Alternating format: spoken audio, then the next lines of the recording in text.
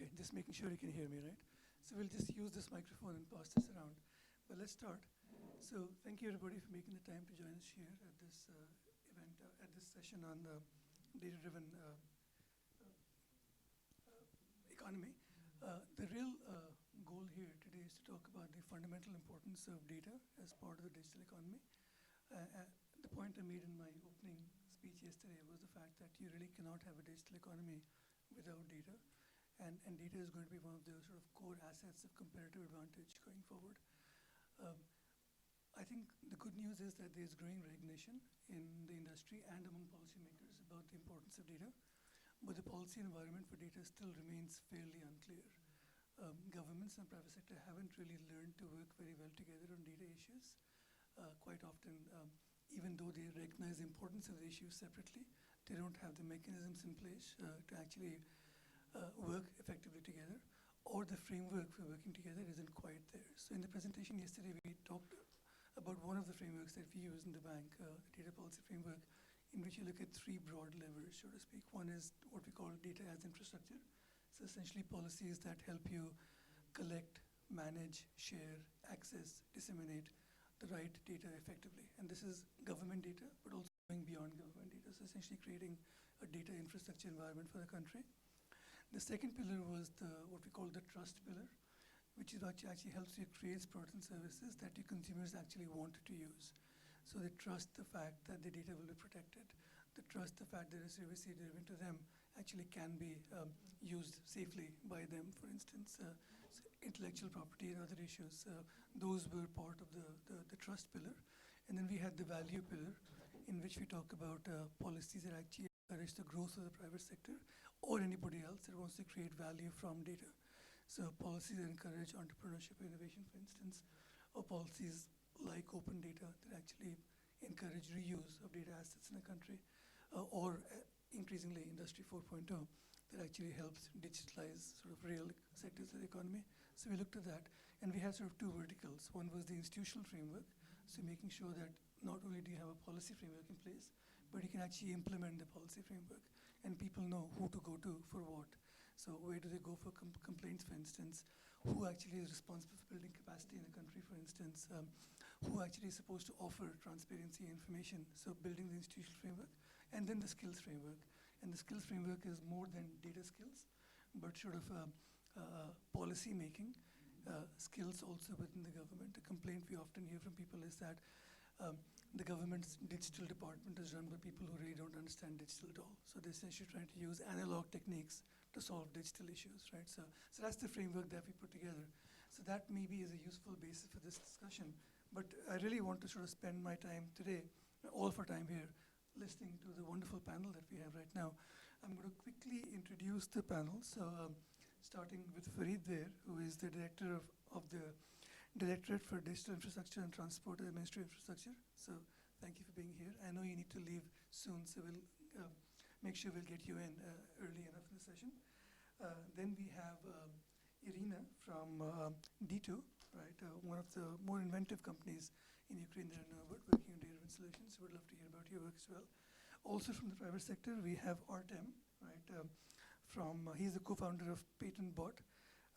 Also a very successful data-driven startup in Ukraine, so we'd love to hear about experience as well. Then to my left, we have Katrina, apparently a key player in the data space in Ukraine for a long, long time, and a big part of the open data environment here at least, and beyond in Ukraine.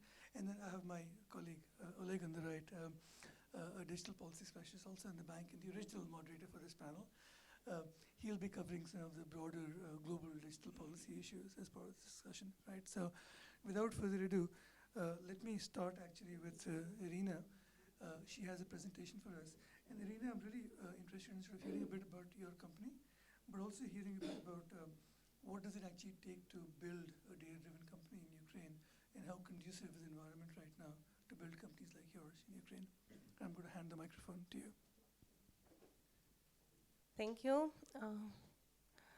I'm happy to be here and to give you some example of open data.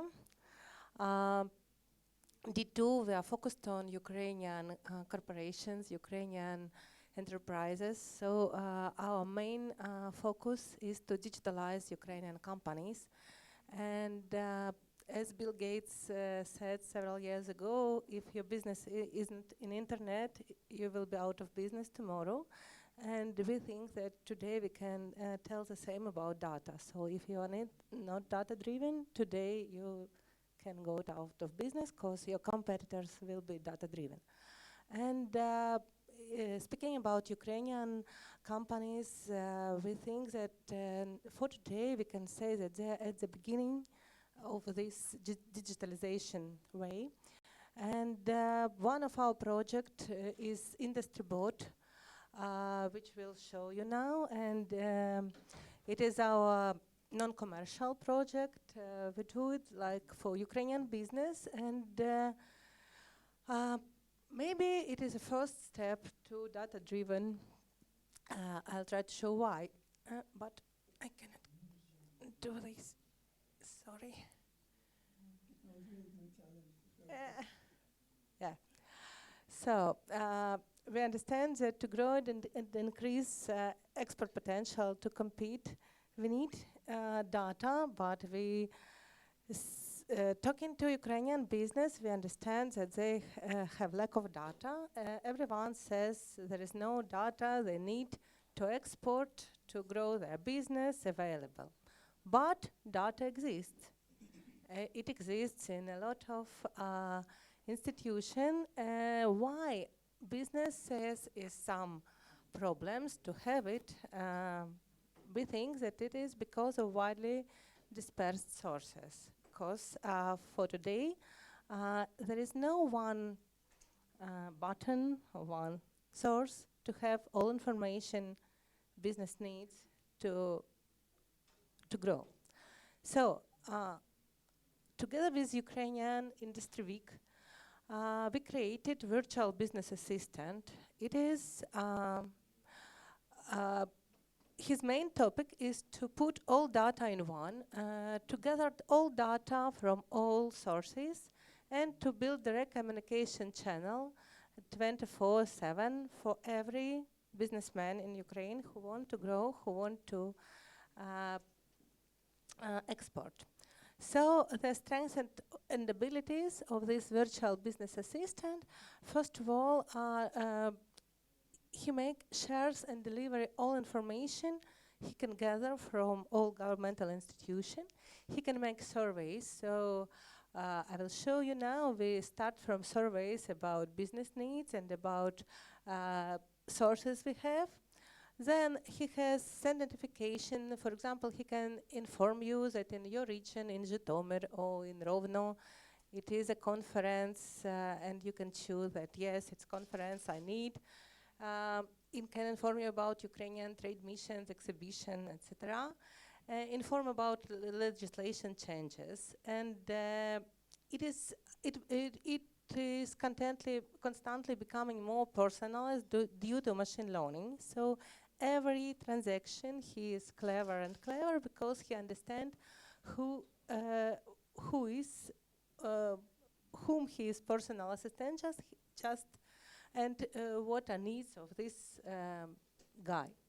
So if you will scan this QR code with your phones, just if you open camera, you will have this 2 surveys.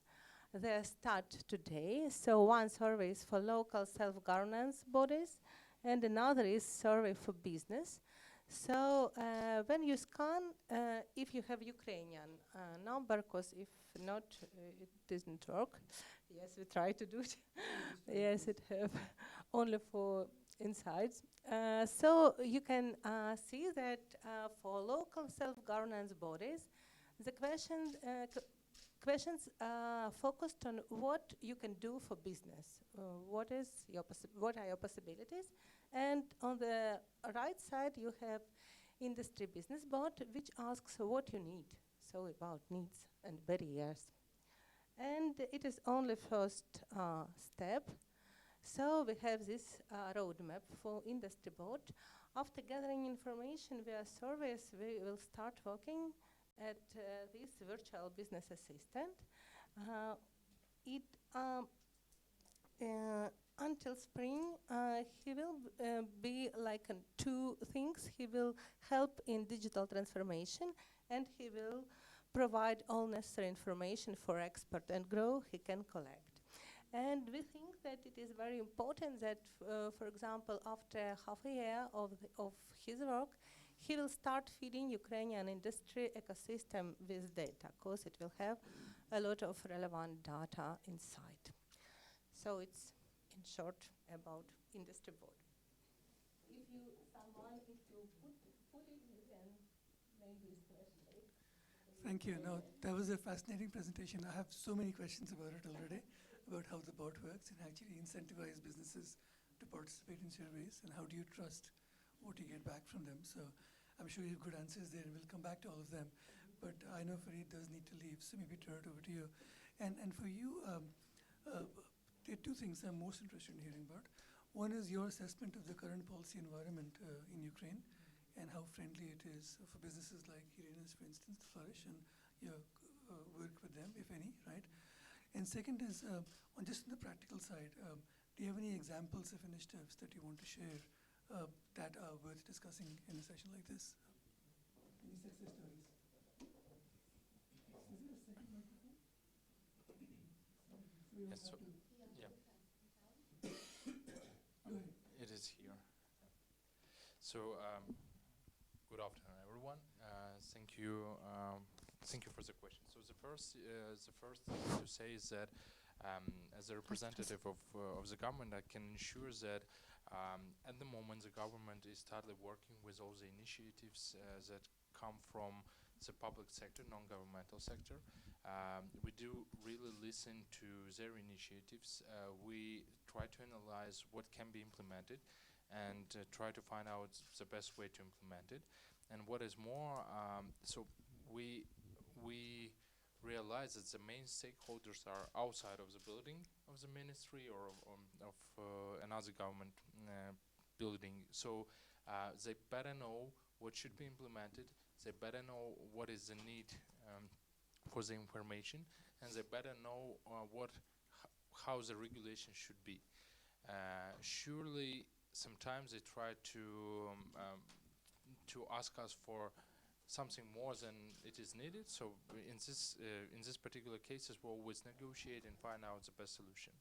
And what additionally I can say is that the need of the public sector in information, in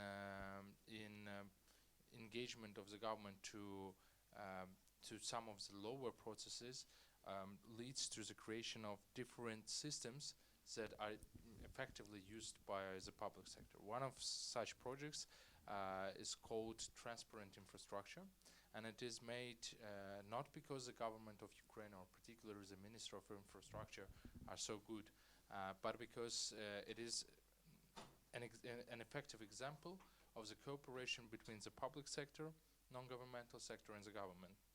So Ekaterina Onilyoglu is a representative of TAPAS, or one of the stakeholders of this project, and the second one, the second stakeholder is COST. It's Construction Sector Transparency Initiative. And by the way, the head of this initiative, she became the Deputy Minister of Infrastructure. So it is a case when a public sector, by their effective measures, by their effective decisions, come to the governmental sector in order to improve some things from the inside, not from the outside. Just to mention, we have approximately 170,000 of kilometers of roads in Ukraine, and we have created the road fund, and 5% from each liter of fuel that is purchased goes to this road fund. And actually, we have at the moment for 2018, we had $1 billion road fund, and the society wanted to know how do we use this money. So whether we use them transparent, whether we use them in a proper manner, and for the purposes that was proclaimed. So the society asked us several questions. The first one, how they are spent, why in this definite manner, and how many kilometers of roads were built and where they were built. So we decided, not even we, but the open data that was collected and that was put into the portal of open data portal, data.gov.ua, just allowed us to see hundreds of kilobytes of information without a system that will allow to analyze this data. And cost initiatives, they decided to create an analytical module that will allow us to analyze the data from this portal and to have several products at the end. So the first one, this product is useful for the market. Why? Because it is about the market, about the current situation, about the contractors at this market, how many contractors there are at Ukrainian market. So how many types of works do they do? So particularly the customer is the government, yes, or the region that asks that makes the public procurement, and someone wins the bidding. So if you are one of those contractors and you want to enter this market, you may use this module in order to understand whether there are monopolies at the market, or in specific region or in the country as a whole, whether there is a possibility to win something, or 5 definite companies are always winning it. So it is a useful tool for a company to understand whether there is a space for them at this market. The second issue for the customer, for the government, or for the regional authorities, it is a chance to analyze and double check the information about the potential contractor, because they can use this tool in order to understand how many contracts were won by this particular company, what are the main types of works that they previously did, how many kilometers of roads they managed to build, and whether they were built in time. So all this information is aggregated from different sources. For example, we have the public procurement platform called Prozoro. We have spending.gov.ua. It is under the Ministry of Finance. It shows how budget money was spent. And additionally, we have the open data that is placed at data.gov.ua. So using all those different sources of information, we collect them into one center, analyze them, and give the final product. Actually, additionally, we managed, so there are several thousand users in the system, monthly from 1,300 up to 1,500 of requests are made inside of the system. It means that at the moment the system is quite young, yeah. So and we constantly try to modernize it, but nevertheless, so 1,500 people are using these tools, and additionally, we saw that the activists are constantly using these tools because they can find out whether there are corruption risks, or whether there can be potential corruption risks. That is the first thing. So it is a corruption combating tool. The second thing is it is a tool for the transparency of the processes in public procurement. And you may understand, the activists try to find out which contractors do not fulfill their obligations under the contracts, under the agreements that are signed, and additionally they see whether the government, in face of, for example, regional authorities who announces bidding, who announces procurement, whether they sign finally the agreement or they try to stop it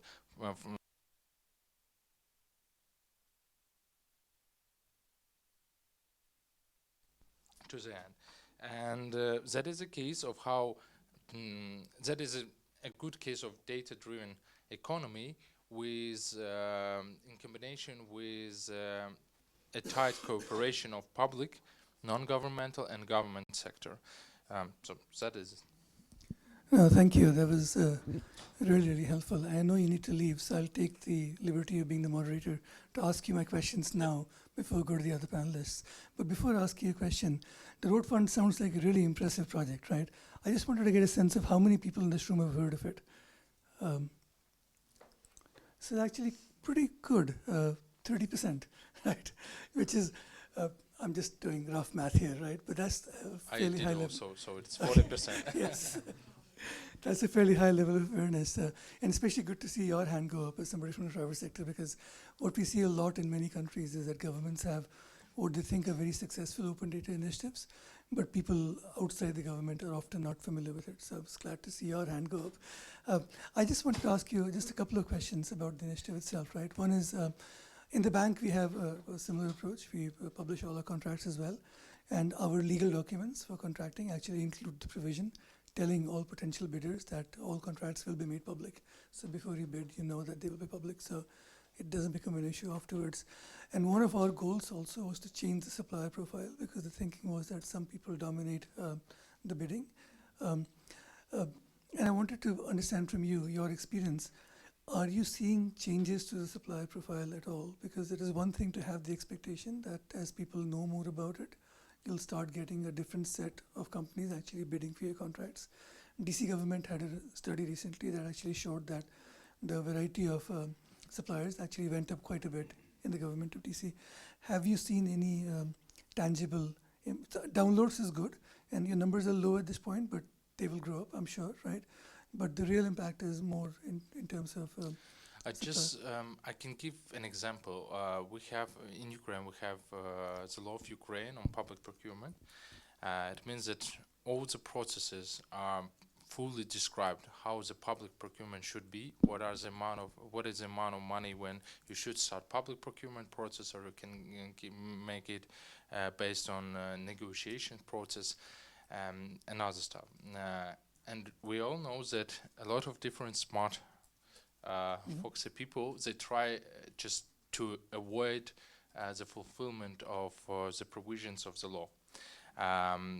This particular tool allows to show different cases how in case of some negative negotiations between the governmental officials and the particular business company, in case of any corruption, it allows us to see what are the instruments, how they try to avoid fulfillment of the provisions. This tool doesn't only allow to see what has been done, it shows the whole process from the scratch. So we can monitor all the processes since some regional authority decided to announce a public procurement for the construction, maintenance or overhaul of specific road. So for example, there was a case in one of the regions of Ukraine where the whole road was divided into 140 pieces, and the amount of money that had to be paid for reconstruction was less than the amount of money prescribed for public procurement. But the system allows to see that, because we are using also additionally informational system. So you may choose any road and see all the biddings and all the contractors for the specific road. For example, we have a route M05, and I want to see all the biddings for this road since from 100 from the 51st, for example, kilometer up to 87th. So at this particular part, because this particular part is crossing my city or my village, so I will see how many biddings there were, how many contractors won it, and if I see that for a small piece of the road there are 140 biddings and only one company wins it, so I understand that there is potential corruption, and I have to do something in order to stop this process. So, and for the government, for the heading authorities, for the leading authorities, it is a chance to control what is going on in the field, in the regions. So that's why I guess it is a useful tool for us to use. And this is available pretty much in real time to people outside the government Yeah, also? it that information? every day at 12 o'clock at night, it updates the information, and you have the current information based on the daily basis. So on the daily basis. Okay. Yeah. I know you need to leave, so one last question on the policy environment beyond open data, right, for digital entrepreneurship. So firms like this, you mentioned that there are channels for the government to work effectively with the private sector and to have that dialogue. Could you just talk a bit about what some of those channels might be? Is there like a data protection authority or equivalent in the government here? What kind of organizational setup does the government offer for the private sector to actually interact with the government on data policy issues? So actually we have a specific ministry created, the Ministry for Digital Transformation. So their main task is to develop the strategy for the whole state in sphere of digitalization. That is the first case. The second case, they have to announce to all the ministries what are the main principles of how we should interact with the business or with the citizen. So they are creating, for example, the platform DIA, where that should be a common, a single window for at the moment for a citizen to communicate the government. In order to do that, we need a lot of different registers that are interconnected, and different systems should be interoperable. So in order to launch all these processes, we have to change the legislation. We have to not. Sometimes we have to change the laws. Sometimes we have to change the decrees of the cabinet of ministers. But nevertheless, it is the case when everyone should do some part of work on at their side, and if we put it all together, we will have a final product. If to talk about the liberalization of the market, if to talk about some definite rules that the government prescribes for digital economy and for business, actually I think that because it was not the first priority, the major priority for the moment, we have not started it several years ago. But at the moment, because we have the leading ministry who is responsible for digitalization and for the development of the whole strategy, these processes have already been launched, and I guess it will take approximately 3 years. So it is an average timeline in order to create all the needed legislative basis for this sphere to be in line with Western practices. Okay. Now, thank you. Very helpful. Before you leave, I wanted to see if anybody else in the room actually had questions for Farid, including the other panelists. So we want to make this interactive. So if you do have a question for Farid, please ask it now. I have a question. Have you starting to think about the use of artificial intelligence in your ministry? You know, our main task is to shorten the amount of public officers up to, for example, 5 people, and the rest should be covered by artificial intellect. But nevertheless, there are a lot of cases when the computer can maintain thousands of different processes. For example, the ports, if to compare any port of Ukraine, where, for example, 1,000 people are working, or, for example, 500 people are working, and to compare it with the port of Singapore, the biggest port in the world, where only 9 people are working. So you have to understand the difference, yes? So it is not about the artificial intellect, but it is about the computer that can control the processes better. But we will need to use artificial intellect, and recently we have discussed it. So just an example. We have also the bidding process for the routes, for the bus routes, yes? And all the potential competitors, and they have to provide us with information, with different documents. Actually, what we created a digital tool to send the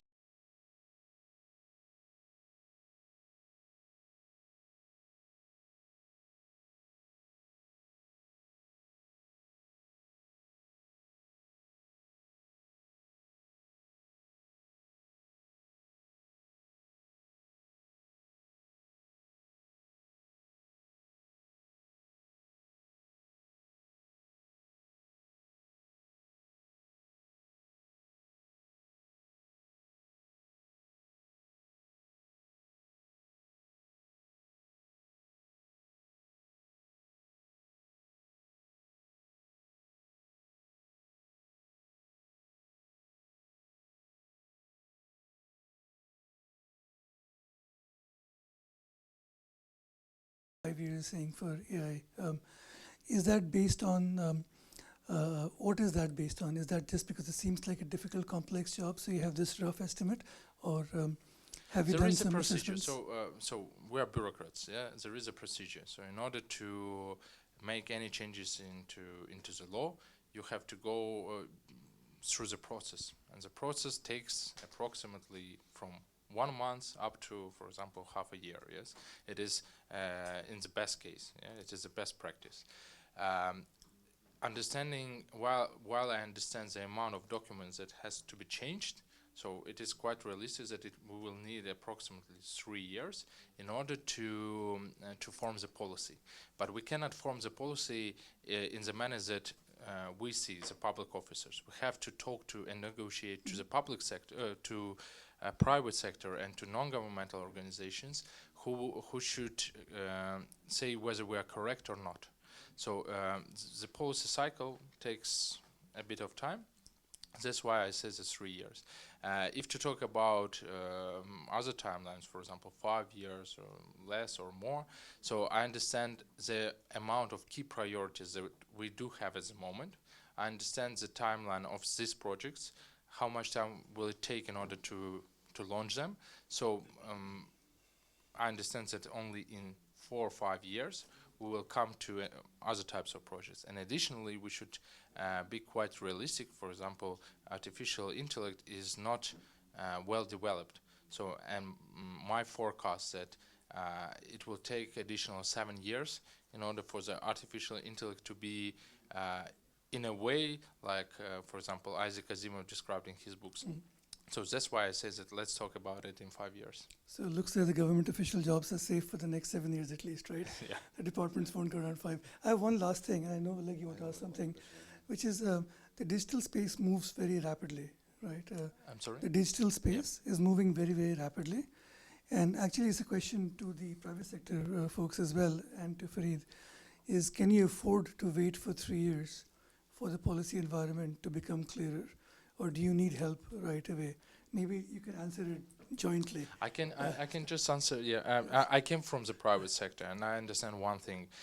Even if the government creates, what does the government do? They create the conditions. Even if we create the proper conditions tomorrow, it will take time and money. So they need resources in order to implement it, in order to develop it in the way they see it. So I think that.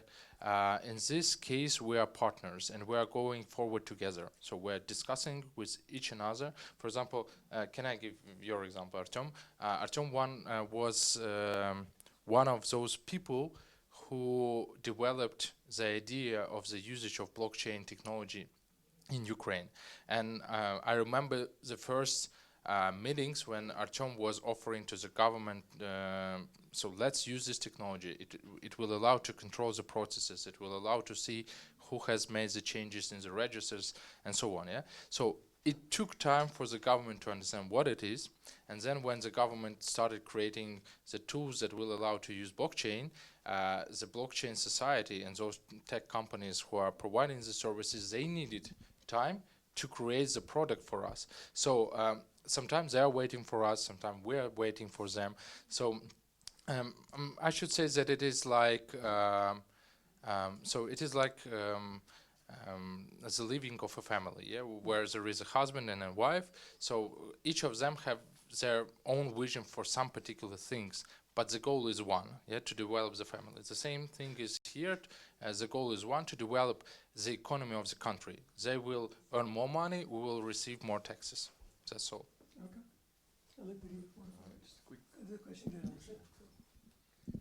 Let's let you do this. Let's take all the 3 questions together before you respond, right? So we'll go in this order. Okay, just a quick question. Is protection of critical infrastructure part of your mandate, or is something else? Yeah, it is part of our mandate, and it is one of the most sensitive issues. As you may know, we suffered from virus beta. So the problem is that at the moment we do not understand what the critical infrastructure is. From the side of the Ministry of Infrastructure, I can say that everything, each mode of transport and all the infrastructure for this modes of transport is critical. Seaports, rails, runways, airports, so we understand it, yes. But nevertheless, what is critical informational infrastructure. That is an issue. So at the moment we are waiting for the legislation to be more, to define more specifically what is critical infrastructure, but not in common because it is impossible. It should be defined in terms of each ministry. For example, if we are talking about the Ministry of Energy, yeah, we understand that 1, 2, 3 types of energetic companies are critical, yeah, because they provide us with electricity, the main basis. If we talk about the Ministry of Infrastructure, so whether all the rails are the part of critical infrastructure or not, whether each bridge across the river is part of critical infrastructure or not, and when we are talking about the digital infrastructure, so whether all the navigation systems are the part of critical infrastructure. So that is what we try to define with security services at the moment, and simultaneously we have created in the Ministry of Infrastructure a state enterprise called ICDC, we call it, Industrial Center for Digitalization and Cybersecurity, whose main responsibility is to cover the sphere of competence of the ministry, to cover all the modes of transport, both private sector, both government and private sector. So. Елена Davlikanova. I work for the Friedrich Ebert Stiftung. This is the oldest political German foundation, social democrats. We are social democrats. Unfortunately, you are the only representative of the Ukrainian government here. However, maybe you would give us the overview. As you mentioned in Singapore, that only 9 people, it takes only 9 people to actually run the whole port. The same trends we can see in agriculture, and you know Ukraine is an agricultural country and so on. Does Ukrainian government have any forecasts or any policies are being developed in terms of the labor market and social protection of people who might lose jobs in the nearest future? And I think that it is important to start thinking about these issues now, because as was mentioned, new economy creates new jobs, but are the skills of those people that are laid off, are they suitable for those new jobs created, and what to do with all these people afterwards? Thank you for the question. Actually, in order to do that, we need, in order to make the forecast, we need to understand, we need to understand how the processes will go on.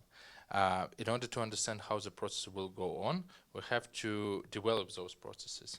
In order to develop those processes, we need the same communication with private sector.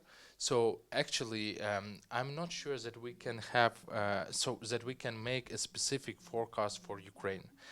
We can make regional forecasts with the help of the World Bank as well, and we can make the global forecasts. But we understand that Ukraine sometimes loses from 3 to 7 years in the development of specific spheres. For example, in banking sector, we are moving even quicker than other countries, but in other spheres we are losing our positions.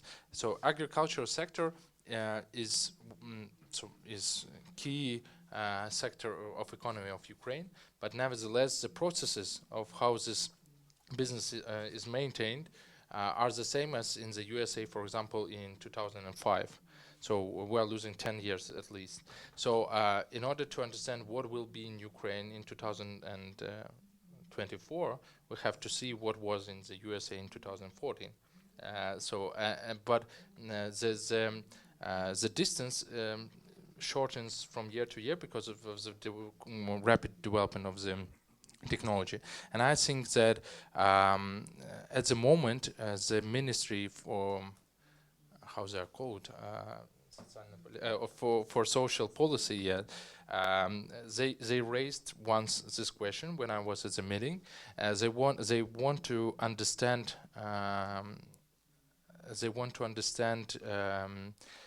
What are the priorities for business, whether they do really want to implement all those technologies and whether they have enough money to implement those technologies. So it is a difficult question to answer, frankly speaking, but I guess that until 2024 we can, as government official, So the farmers who are doing their business in the field, we can sleep comfortably, yeah, because we will not lose our jobs. Excellent. One last comment from Edina. Yes, just comment. I think that answering your question, 3 or 5 years are very a long time, and so it's like a proposition. Maybe we have looked at it like a business, huge businesses look at their global projects with agile methodology to make like micro victories. So, for example, it's not necessary to wait 3 years to have all these whole good tools. Yeah, I understand. No, I do not say that we will prepare the policy documents, that we will be preparing them for 3 years, and we will choose one date or 1 week when we will adopt all those laws. No, it means that with these quick wins, with these micro projects, with these micro changes in the governmental documents, we will do it, but the whole picture can be stabilized during 3 years in case if we do not lose any day. So, and what is more, we should understand that there are a lot of different spheres and we cannot cover them at one moment. So the same Ministry of Digital Transformation, they cannot cover both medical, infrastructure, customs office. So they have to do it because they have limited amount of people that of employees, and they have to cover step by step all the issues. So it will take time, unfortunately. I think that was a really important clarification. We're getting lots of questions for you. Do you have time to stay? No, unfortunately, I have to be in 15 minutes in the building of the parliament. So unfortunately, we can't get to you. Next time, ask your question faster, I guess. Right. But thank you so much, Farid, for taking the time. We will now turn to Artem. You've been waiting patiently. Thanks a lot. You're one of the pioneers of data-driven businesses here in Ukraine. I heard about your blockchain work just now. I have 2 questions as part of your intervention to start with. One is, what are the specific types of data that you use as part of your business? How easy it is to either collect, produce, otherwise use it? What are the issues with the data itself? And 2 is, what are the markets you're looking at? And if you're looking beyond Ukraine, what are the scaling strategies that you have in mind at this point? Thank you so much for the question. So at first, a few words about Patentball. Actually, it's a digital patent attorney that we started 2 years ago because we looked at this profession and saw that maybe all patent attorneys are doing like most of the time the simple job. So they spend their lives answering like similar 10 or 15 questions and doing filling up the same application forms. So we thought it's better for robots to do it than to spend people's life on it. Then we started this business. We started this project. Actually, answering your last question first, we already allow people to apply for a trademark in United States, in European Union, in Israel, and in China, and also we cover almost all post-Soviet countries. So we have our global strategy, and it is to become a global gateway for IP protection application. Then the most interesting part, that data. Of course, filling up the application forms and checking up the relevant trademarks demand us to collect information about the trademark usage. So we are connected to many registers in many countries, and I can say that this problem appears almost in every country. As we say that data is oil of modern society, and I think government now owns this oil but doesn't distribute it very well. Because what, for example, is needed for our project is just an API, and we create all the rest, because many people are saying that government are creating services, but I can say that majority of this part could be done by private sector. Just open us your registers and we do the rest, and government doesn't need to spend years and billions on creating some services, because we can do it. For example, now we're in negotiation with Patent and with the Minister of Economic Development, and we want to receive an API, and we're ready to give our technology to government for people to have a search about a trademark. So, and we invested a lot in it, and we understand that government also is investing money. But we're a business, and we think that it's better for us to spend our time and money and then to receive it back by offering some services, extra services. That's the main thing. Because I think that collaboration between government and private sector could be based on the next message. Business could use the data of which government owns and provide some basic services for free and some extra services for money. And I think this is the formula that will allow for the next 5 years to be very highly developed. Because if we look all over the world, the majority of projects came from the private sector. Even if we take Singapore, it's much less developed than many companies in private sector. It's less developed than Alibaba, for example, because if we compare the technology part.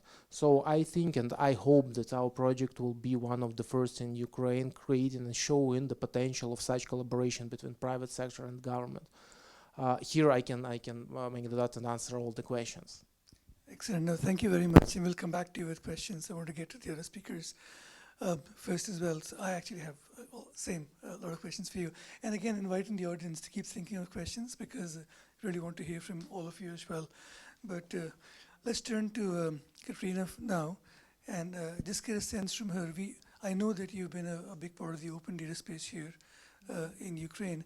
And part of your work has been to work with startups trying to use open data and build businesses on top of that. Could you talk a bit about your experience doing that? I know you have run some challenges and other instruments such as that. So maybe just spend the next 5 minutes talking about your work connecting open data to the startup community. Well, yes, we work very closely in the past with State Agency for E-Governments and now with Ministry of Digital Transformation. And here we talk, I hear a lot that, government should do legislation, policy, blah, blah, of course. But in the open data sphere, it doesn't work just if you have good policy or whatever. It's about creating the demand and creating the capacity for business to use the open data. And there are lots of different ways of how it's done. And in general, it's about success in the building open data ecosystem. When there is business and startups have a articulate demand and government can respond and open data, because we know that data is not for free. It's free to users, but it's not free to open up, because it takes a lot of capacity from the government to do it, especially if we talk about APIs, right? It's how do we encourage government to actually create the API, because it's money, and we know that Ukrainian budget it cannot stretch to the unlimited levels. So there should be some kind of way of thinking of how to work with government to get them to do the API and find a sustainable model where government is interested in providing and it has the capacity to provide really high quality data.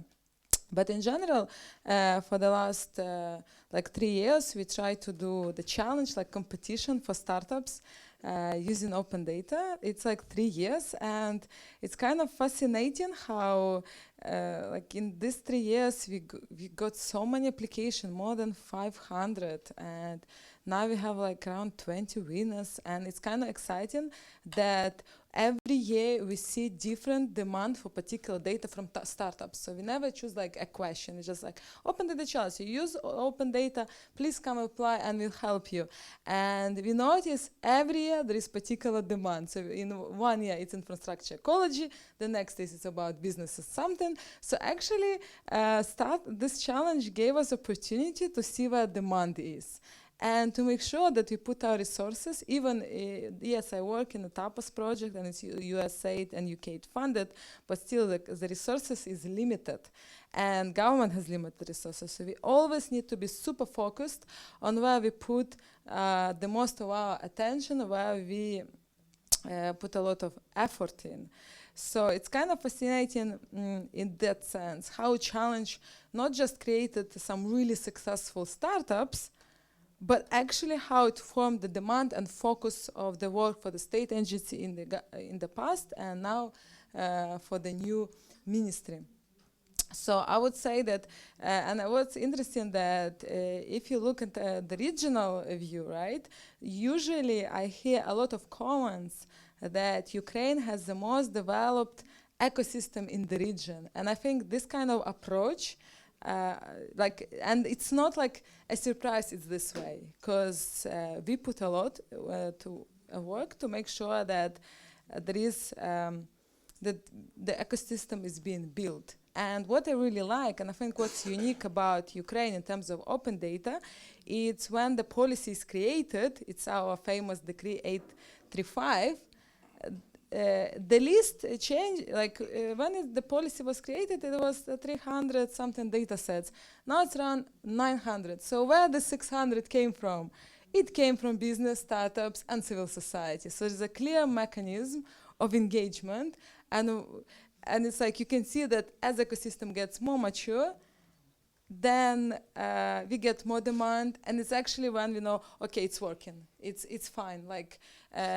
So the policy is co-created, and the civil society and business is from the start. And if some government bodies don't publish, then civil society is interested in getting out this data and lobbying and make sure that actually in the end it's published. So it's kind of, I think our open data ecosystem has a lot of uniqueness, and we have something to show for the region of how to do it well and create demand. Because I noticed recently that most countries, they have problems with demand. They don't know how to format, they don't know how to communicate open data. It's like, oh yes, the government opens, but what's the use of it?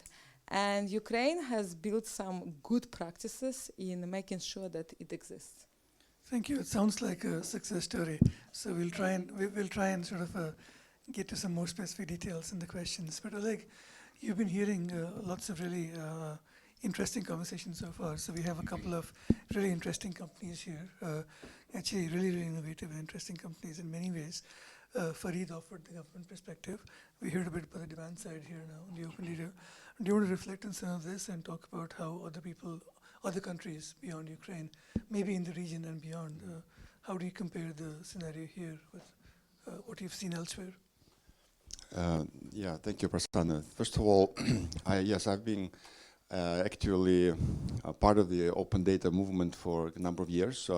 What I see today in Ukraine is a great manifestation of the promise of open data, which we were talking about 5-10 years ago. So congratulations to the team, both in the government side, the private sector, colleagues who are actually making good use of data to generate specific outcomes, results. So I think Ukraine is definitely a regional good practice as far as open data is concerned. So we see a lot of interest in other countries, like Central Asia, Caucasus, in Ukrainian experience. So I met Katerina in Uzbekistan when we had Open Data Forum last month, and obviously the Ukrainian experience was very much appreciated. Hopefully you will go to Kyrgyzstan as well, where we have active open data engagement. So we work a lot on open data in many countries of the region. But increasingly, we see open data as one piece of that jigsaw puzzle, which is called data-driven economy, which data-driven economy is a digital economy. So World Bank, as you also mentioned in your opening remarks, keynote yesterday, had a major report on digital economy called Digital Dividends 3 years ago. So that started kind of a new chapter in the World Bank development assistance. So when digital became mainstream topic. Before that, digital was a fringe topic. We did a lot of IT components, a lot of IT was almost everywhere, but we never had a comprehensive strategic approach to digital.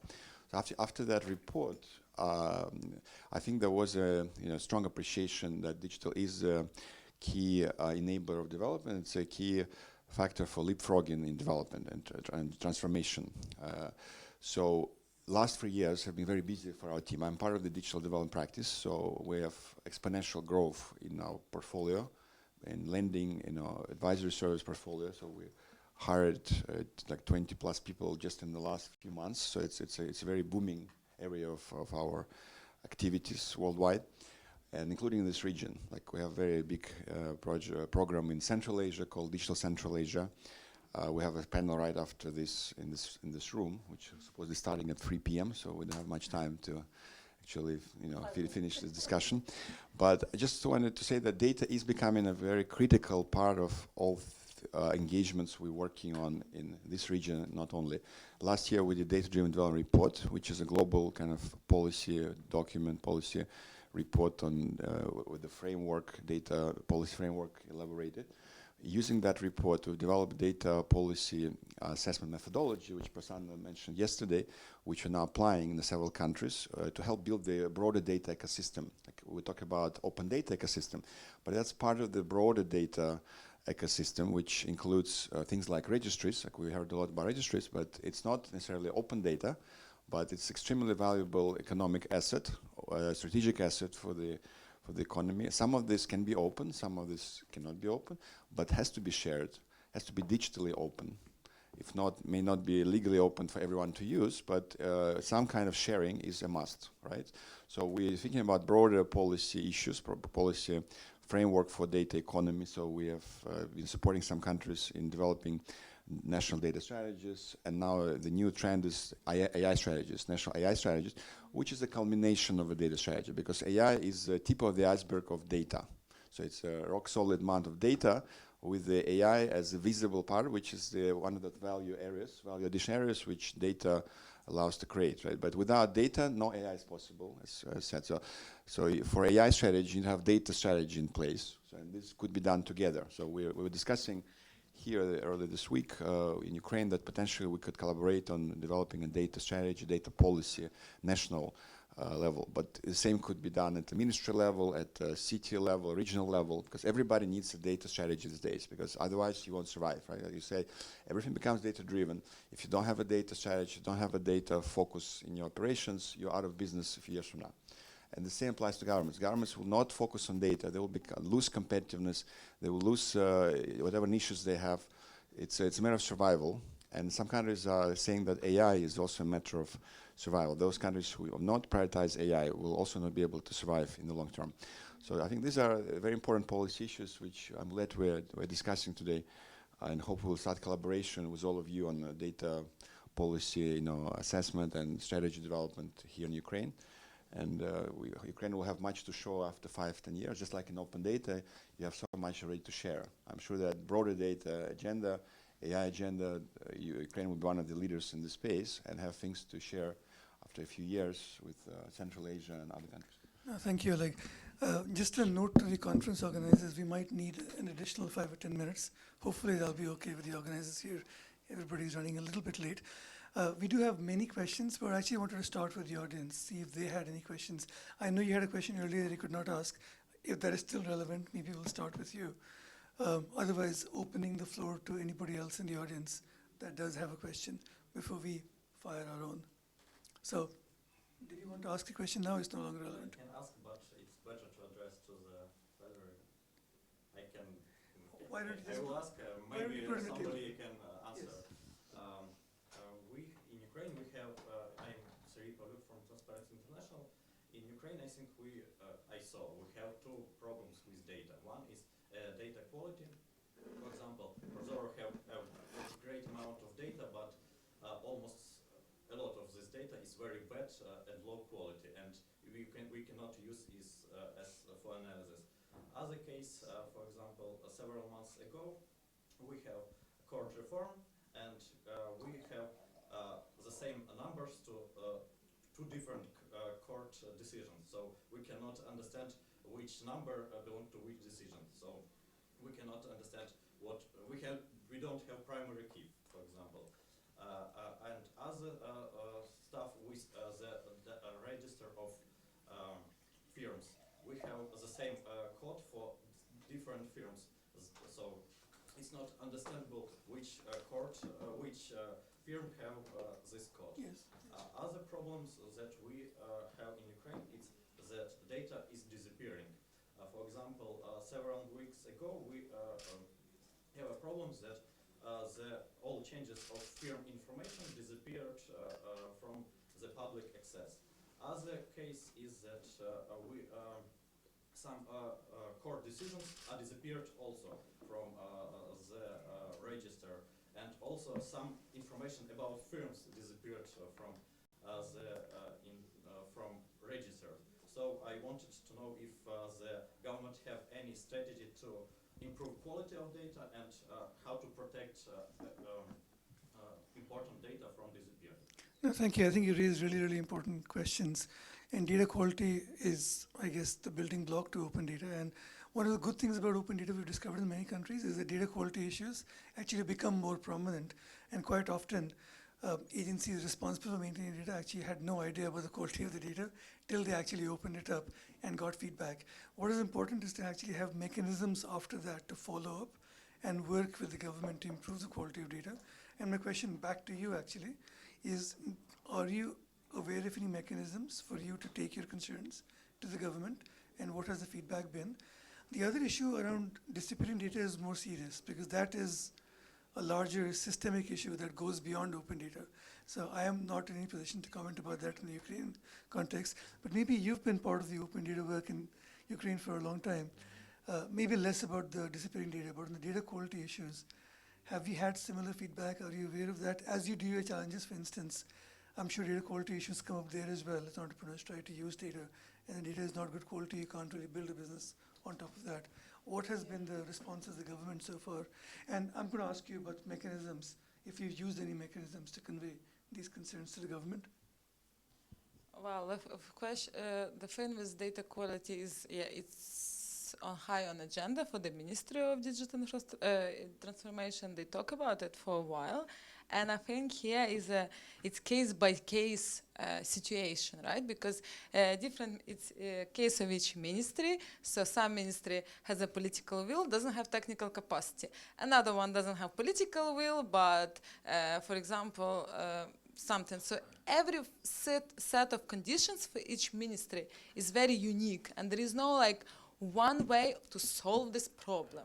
Even if we create the most detailed legislation is the worst, let's say, it's still not going to solve our problem, because on practical level, there are just too many pieces of puzzle that needs to be solved. And here what I think what I noticed and what my concern is, it's how, because it's kind of cool to see how civil society and business really greatly interact with Minister of Digital Infrastructure now and state agency in the past in creating the decree, but not always we have really constructive dialogue with those ministries that have issues with data. So either you see feedback, or you fail, you should like go to whatever, right?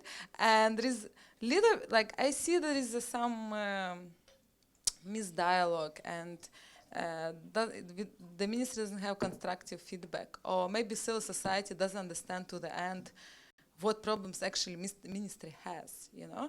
And I think what's interesting for me now, and what I want to look into now, is actually we have new government, and I believe that we have totally different political will from the last government. Our prime minister knows what open data is. We know that. We know that some ministries who are now like Minister of Infrastructure, they opened some of the most popular data sets on our portal. So I think we have great opportunity to refresh the dialogue and come to the ministers on a high level, on a high political level, to refresh this dialogue and do some steps together to improve the quality of the data. And I think if we, in the next 1 year, that should be our focus. Refresh it and start almost from the scratch, and not to have, oh, but in the past you were this and this. No, it's different totally story, and we have to approach them differently and really find the partnerships. I already see the move towards that with some ministries who are now more open than we had in the past. So I think we should think about future and how to build really productive, constructive dialogue with the new ministers and the teams of the minister. No, thank you, that was very helpful. Did you have any quick reaction, very quick reaction to that? I think that the government should have the strategy to ensure that all new data or any changes don't make data quality worse, or Absolutely. I think there should be some government bodies that should check how changes can influence the data. And for example, in this case with courts, it's for several months and nothing changed. The courts know these problems, but still generating different courts with the same number. Yeah, that is a really, really interesting issue. I know we're out of time. I'm sure people are going to drive us out very soon. I do have a question I wanted to follow up with the both of you. Is about data sharing, because what you're doing, so one part of the story is the data the government makes available to you that you can use, and the issues and challenges with that, right? But what we're seeing a lot is that companies like you are actually generating huge amounts of data themselves, which can be used for purposes beyond what your business goals are, right? And they can be useful in a wider context, and they can be shared either within a select group of firms or with the larger society, right? So is that something that you've thought about? Has there been any demand for your data from other entities, even at a closed level? And what is your strategy in that space going forward? Yes, I think I can answer first because we are preparing a kind of statement for every year. At this moment, for example, in Ukraine, we are holding not a big part, only like 3% of the market of a trademark application, but also we do copyright. So we are preparing a statement that shows what consumer trends are. I can't say that we see the demand, but I hope that this data would be useful also for the government to understand where to develop the legislation, where to follow the cases. I think it could be useful for litigation processes. So we're doing that, and of course we're sharing the data. And you do share the data with the government? yeah, actually didn't ask us. So we are in negotiations of receiving an API and then to give the back data. So now we are preparing and we just make an open report. That's it. As D2, we cannot share anything. We just create these IT solutions to protect, to make secure, and to make GDPR ready. We are happy that all our clients very carefully look to have all these GDPR things. Yes, to have all permissions. So we can, for example, now I can say that all IT solutions are ready to make this solution simple and in a short time. You cannot wait, for example, more than 3 months to have really working tool with all data ready to share. If, to speak like IT guys say, if you have API, we can share. So it is not about do we want or not, we are ready. So a lot of governmental programs, new softs, Prozoro, etc., they have this API, so you are ready. Infrastructure is ready to share. I can tell that there are a lot of companies, IT companies, that are ready to do this, so to share, to unite this ecosystem. And it is not a process of technology, it's a question of, are we ready to share, are we need this sharing? But we are technically we are ready. And concerning this industry bot, I have shown this solution. Yes, it is about sharing. So we want to share all with local governments. They say they have not information from central government. They say we don't know what they do, what they want. So we are here. Our local business communicate with us, and we know nothing. So, and there are like no bridge. So we want to make this bridge to share. And then we will gather and in sectors in different artificial intelligence is not 3 years. Yes, it's work just now for small amount, but it works. So we can do it. So I think that open bot, yes, industry bot is open bot, but we are ready to share all with APIs. One follow-up. Are there any questions in the room? I know you have some observations. Do you want to share some of your observations in this space? We have another 5 minutes. I've just been told that we're allowed to run over. Hello, everybody. I just want to share the practice of, my name is Rashad Azizov. I'm from the Ministry of Transport, Communication and High Technology of Azerbaijan. 2 years ago, we launched their open data portal. The initiative was done on behalf of the ministry, but there wasn't any regulation for it, and we still have no regulation. It's the self-initiative of the ministry, but there are some competition between state bodies that want to be in the future responsible for this. At the moment, we've had several hackathons to join their private sector to this field. We digitalized more than 600 of database, and the main problem is that most of these databases are not in the readable, machine-readable view, and there isn't capacity in the several ministries to do this. In the Ministry of Statistics or others, we even suggested to do it by ourselves, because the open data is in the field of our interest. But I have a question. Maybe it's the question to Katerina due to their practice, because, for example, we have the project with GIZ where this practice of Ukraine is chosen like their example that can be promoted to other countries, to Georgia, Armenia, Azerbaijan. So the question is, you have one body responsible for this field, or the open data process is on the responsibility of all the ministers? Because there are, as you mentioned, somewhere there is a will, but there is no capacity. Somewhere there is capacity, there is no interest to make the data open. This is the first question. And the second one, what is their crucial point of why we have competition between some state bodies? From the point of view of our ministry, we are interested to make more open their economic sphere, not only the state data. That's why we are trying to define diverse determination of open governmental data and open data in the common. This is the problem that we have now. We have no regulation. We want to start the process, but from what is your suggestion to do the first step? Can we start with you, and then any other burning things in the room, because that will be the last intervention. Okay, so.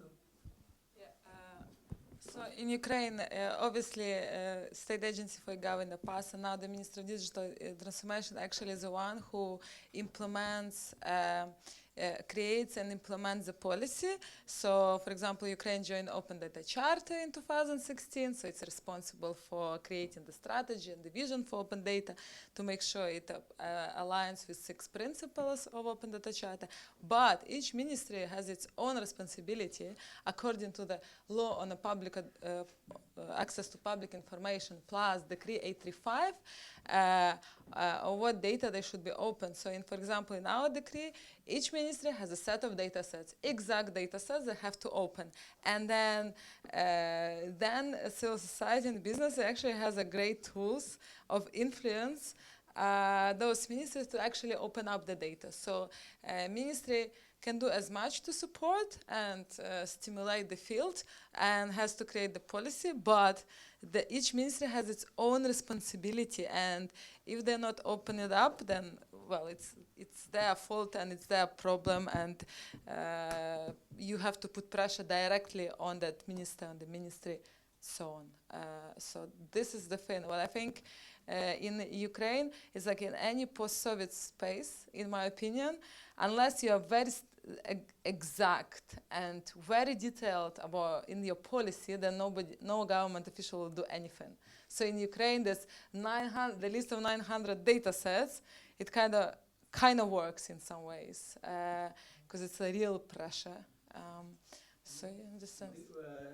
In the law that you mentioned, you have the quite clear responsibility to make this data open in machine reading style, or just to open this information? Because No. we also have the decree, the law on the access to information, and there are responsibilities of the state bodies to make the data open. But we are speaking about machine readable data. Well, that's the aim, and that's the vision, but that's not always the practice. So, in the law, in the access to public information, we have definition of what the open data is, but in decree, it describes what is machine readable. And we have exact, like these types of data should be published in this kind of format. But again, it doesn't mean that every implementation is by the book. It helps, but not necessary. So some data quality is much better, and some is much worse, and some is still in the paper. So we have quite similar issues in this sense. So we are completely out of time, so we'll unfortunately have to stop here. I just wanted to say that I was happy to hear the discussion on open data going beyond government data, and that's actually very progressive. We're seeing some good examples. City of Copenhagen, for instance, Milton Keynes in the UK and Bristol also in the UK. So at the city level, there are lots of initiatives. At the national level, I haven't seen too many at this point, but that's something I would love to sort of discuss further with you. But let me stop by thanking all the panelists for taking the time to join us here and your patience as we sort of ran a little bit late. Thanks to the audience for all your questions as well and your active participation. And let's continue this discussion beyond this session itself. Thank you.